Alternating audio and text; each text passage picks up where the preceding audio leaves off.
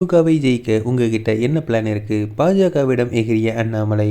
தமிழக பாஜக தலைவராக இருந்தவர் அண்ணாமலை கர்நாடகாவில் ஐபிஎஸ் போலீஸ் அதிகாரியாக இருந்துவிட்டு தமிழ்நாடு அரசியலுக்கு வந்தவர்.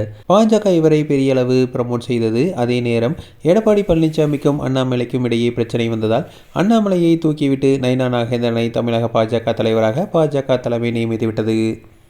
அதோடு வருகிற சட்டமன்ற தேர்தலில் நான் வேலை செய்ய மாட்டேன், என் அப்பாவுக்கு உடம்பு சரியில்லை என சொல்லி அதிலிருந்து விலகியிருந்தார் அண்ணாமலை. உண்மையில் அவர் பாஜக தலைமை மீது கோபத்தில் இருந்ததாக செய்திகள் வெளியானது. இந்த நிலையில் அது பற்றி ஆர்எஸ்எஸ் நிர்வாகிகள் அண்ணாமலையிடம் விளக்கம் கேட்டதாக தெரிகிறது. அப்போது அவர் பல கேள்விகளை எழுப்பியுள்ளதாக சொல்லப்படுகிறது.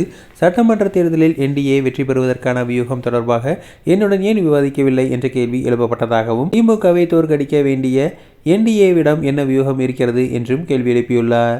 வியூகம் பற்றி எதுவும் சொல்லாமல் நான் எப்படி களத்திற்கு சென்று அரசியல் செய்ய முடியும், எப்படி தேர்தல் பணியாற்ற முடியும் எனவும் கேள்வி எழுப்பியுள்ளார். கமலாலயத்தில் உள்ள கம்ப்யூட்டரில் டைப் செய்து பென்ட்ரில் எடுத்துவிட்டு கையில் கொடுத்து விட்டால் மட்டும் போதுமா? எந்த வியூகத்தின் அடிப்படையில் 6 தொகுதிகளுக்கு என்னை பொறுப்பாளராக நியமித்தார்கள் என கேள்வி எழுப்பியுள்ளார். இதுதான் வியூகம் என என்னிடம் விளக்கி சொன்னால் நான் ஒரு தொகுதியில் கூட பொறுப்பாளராக பணியாற்ற தயார். தேர்தலுக்கு 1 மாதத்திற்கு முன்பு ஒரு தொகுதியை சொல்லி என்னை நிற்குமாறு சொன்னால் எப்படி அதில் வெற்றி பெற முடியும்? வெற்றிக்கான வியூகத்தை கூறினால் பாஜக மற்றும் என்டிஏ வெற்றிக்காக எந்த பணி கொடுத்தாலும் நான் செய்ய தயார் என அண்ணாமலை அவர்களிடம் விளக்கம் கொடுத்ததாக கூறப்படுகிறது.